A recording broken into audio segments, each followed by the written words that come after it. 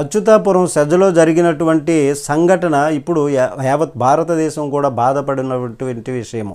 అయితే ఉప ముఖ్యమంత్రి పవన్ కళ్యాణ్ గారు దీనిపై స్పందిస్తూ మీడియా సమావేశంలో ఇది పొల్యూషన్ కంట్రోల్ బోర్డు కిందకు రాదు, కేంద్ర పరిధిలోనికి వస్తుంది, దానికి 2 ఓనర్లు ఉన్నారంట, వారి మధ్య విభేదాలు ఉన్నాయంట, వాళ్ళు హైదరాబాదులో ఉంటారంట, ప్రమాదం జరగడం చాలా బాధాకరమే, ఘోరమైనటువంటి సంఘటనే, పరిశ్రమలలో సేఫ్టీ ఆడిట్ ఉండాలని నేను ఇంతకు ముందు నుంచి చెప్పుకొస్తున్నాను. అయితే సేఫ్టీ ఆడిట్ నిర్వహించాలని చెబుదామంటే పరిశ్రమలు వెనక్కి తిరిగి వెళ్ళిపోతాయని భయం, అప్పుడు ప్రభుత్వానికి చెడ్డ పేరు వస్తుందని ఆలోచించాల్సి వస్తుంది. మరలా నేను విశాఖ వెళ్ళినప్పుడు పరిశ్రమల వారితో మాట్లాడుదాము అని చెప్పినటువంటి సంఘటన. పవన్ కళ్యాణ్ గారు ఇంతకు ముందు గతంలో మీరు చూడండి, అప్పుడు ఏ విధంగా ఊగిపోయారు, ఇప్పుడు ఏ విధంగా ఉన్నారు, ప్రభుత్వంలో ఉంటే ఒకలాగా ప్రభుత్వం లేకపోతే ఒకలాగా మీరు వ్యవహరిస్తున్నారని ఇప్పుడు ప్రజలు